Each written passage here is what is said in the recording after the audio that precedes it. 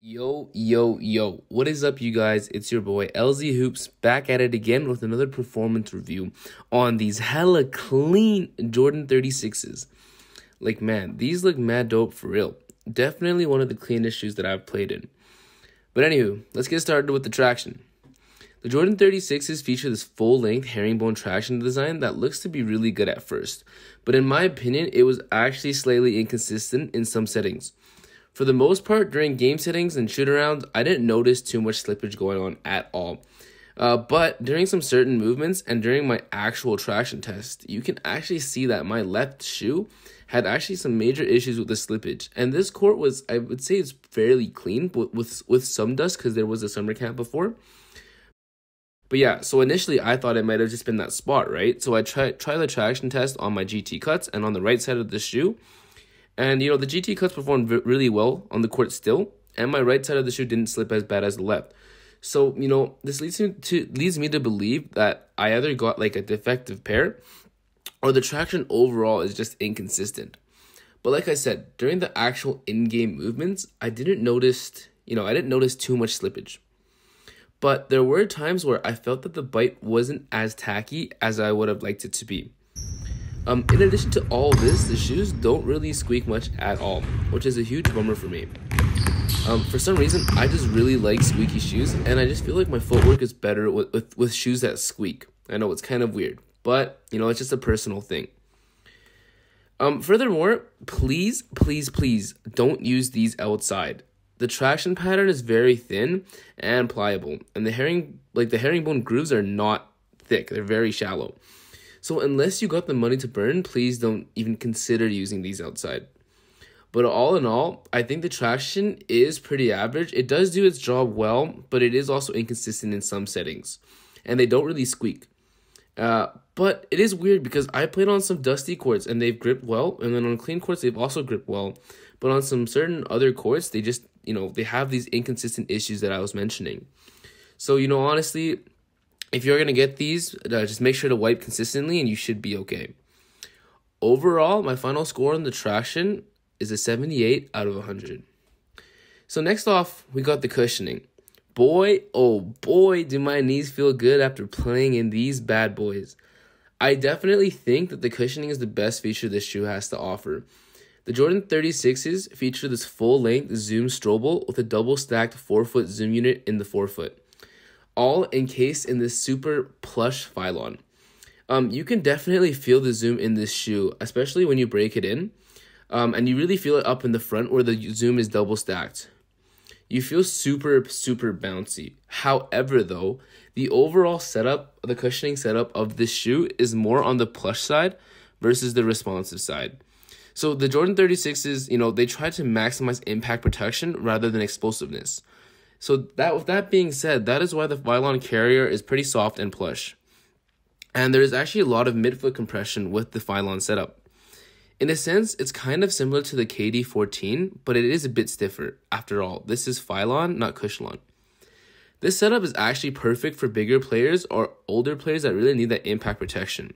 Just as a guard, I do feel that the overall setup is a bit too plushy for my liking. And some of the quick movements that I was doing were just muted by the plushiness of this shoe. But don't get me wrong, this is just a personal preference. This is actually a really good setup for forwards and bigs and anyone who likes this cushioning. I'm just really picky with it when it comes to what I like, and I tend to prefer responsiveness in my basketball shoes. Overall, though, with all this being said, the final score on the cushioning is a 93 out of 100. So next, let's move on to the support and lockdown. The Jordan 36s feature this brand new woven technology on the upper. Nike claims its jacquard woven upper textile provides a multi-directional support and containment while you cut, jump, and run. In addition to this, Jordan Brand also uses these soft-touch leather pieces to really round out the look of the shoe. I kind of dig the look. It's kind of like it has a new meets old kind of vibe, so I kind of like what they're doing with this. However, the material, so like the actual jacquard upper, reminds me of those potato bags, or the onion bags, or like the IKEA blue bags, like that kind of tarpy material. That's what it kind of feels like. And like when you have them on, they actually kind of feel pretty cheap. And I've heard this statement kind of echoed by a lot of people on Reddit and in real life that have had these shoes. They just feel that like it's kind of cheap. But when you do play in these, they do feel really good, like a Flyknit, but just definitely not as soft and more plasticky. But for the most part, the Jacquard woven upper does do a really good job of lockdown, and it does have kind of this multi-directional support that they were claiming to have. The major advantage to adding the Jacquard upper, though, is that it makes the Jordan 36s super, super light. Like, I've had a pair of Clyde All Pros, and I think the Clyde All Pros are, which are low-cut shoes, are actually heavier than my Jordan 36s. So if you're a big that loves lightweight shoes, man, this might be the perfect shoe for you. When it comes to like issues with lockdown, I personally had no heel slippage. Containment was good, putting it on and stuff. But I wish they did add some more padding in the heel. So the heel slippage, I have heard some people say the heel slippage is kind of an issue for them, but it was no issue for me. But anyways, if they added some pillows or more cushioning, they could have done really well with the heel slippage and made everyone happy. But overall, I didn't have any issues with the lockdown or containment. And with the lacing system, you can really tighten it really tight. So that also helps with the lockdown. However, though, Jordan Brand did this weird tag thing on the tongue, and it kind of pisses me off. Just because if you want to like pull your laces, you have to like snag your finger in the tag. And it's just super, super inconvenient. Like, they didn't have to do that. And it's just, it's just one of those things where you just get annoyed of, right? Because you have to tie your shoes all the time. You have to stick your finger through the hole. And man, I just don't like it too much. But it does add to the look of it, so it is what it is. Next, like the support though, the support was, kind of iffy. Like, for the most part, I had no issues with the support. The support and the lateral outriggers do a good job to provide you lateral containment. But on some really hard movements, occasionally, I would feel kind of just insecure. My foot kind of just felt like it was shifting over the bed too much. Although this didn't really happen often, and it was really inconsistent. There would be some moves where I'd feel perfectly secure, but there'd also be some moves like, on, let's say, a hard step back where I kind of feel like, oh, my foot is kind of sliding over the bed. The issue is that if this wasn't like a consistent issue, so that when I was playing regularly, I didn't have an issue with the support at all. So I guess, it could just be me, but I would just say the support is pretty average and nothing to really write home about. The Eclipse plate does do a pretty good job for the arch support and torsional support. The only downside to the Eclipse plate being there is that it's not a really flexible shoe. And again, I do prefer a flexible shoe, so this shoe is not made for me. But, for bigs and forwards, your arches would be supported, your torsional rigidity would be there. So I think it's a really good setup for the customer base that they were designing these shoes for. So I do think overall the support is pretty decent. Just make sure you watch out for the lateral containment. For me personally, I felt it was a bit inconsistent. Some games I'd have an issue, some games I wouldn't. But overall, it wasn't something to that like is really, really bothering me like the Giannis's. And in my opinion, I think the lockdown gets a 90 out of 100, while the support only gets about an 80. So finally, I'm going to move on to the fit and sizing. And the fit is really, really weird on the 36s. So the 36s are really narrow, especially around the midfoot on the Eclipse plate. So if you got a wide foot, you're going to hate playing in these shoes, man. Your foot is going to be like sitting over the Eclipse plate. Like, oh, you're not going to have a fun time. The for the forefoot and toe box area is also slightly narrow. So the first time I wore these, the Jacquard upper and the tight fit actually like squeezed my pinky toe and chafed the top of my pinky toe to the point where it was almost bleeding.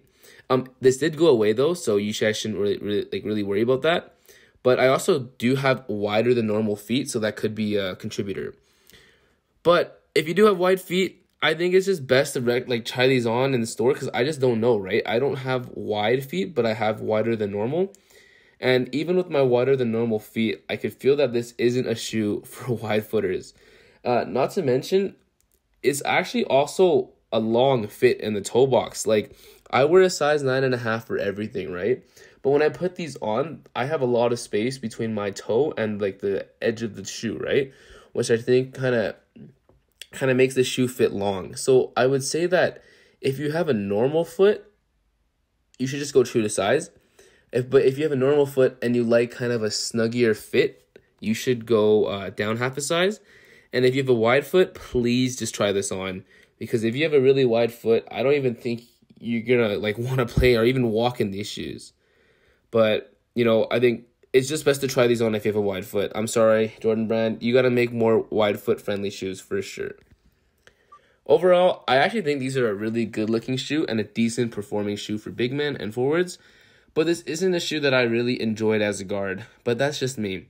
If you are a bigger player or a player looking for a high top or someone that just wants good impact protection, this shoe could be perfect for you. However, the only thing that kind of throws me off is I feel that the materials themselves are pretty cheap and definitely not worth the 185 USD or 225 Canadian dollar price tag. But if you don't really care about pricing and you just like the look and you like, how the shoe feels, by all means go for it. I personally just wouldn't justify spending this much money on, an IKEA bag upper, so that's just me. Overall, I would give these shoes an 85.25 out of 100. And just for reference, my rating scale is defined as, basically if it's under 70, it's trash. 70 to 80, it's below average. And 80 to 90, it's average. And 90 plus is top tier. So with the score of 85.25, these are just above average in terms of performance. And, I think that pretty much is pretty accurate. I think these are a really good performing shoe. But the issues I had with the inconsistent traction and support just kind of threw me off. So, this isn't a shoe made for me. So don't let me throw you guys purchasing this shoe off. But I do think you should definitely consider this shoe if you are a big man. But if you are a guard, maybe stay away or wait for the low top version at least. Anyways, thank you guys so much for watching. Your support means a lot to me. And if you enjoy my content and want me to do more, please like and subscribe. And I'll be sure to do more reviews for you when the shoes come out. I'll be here. Thank you guys. We out. Peace.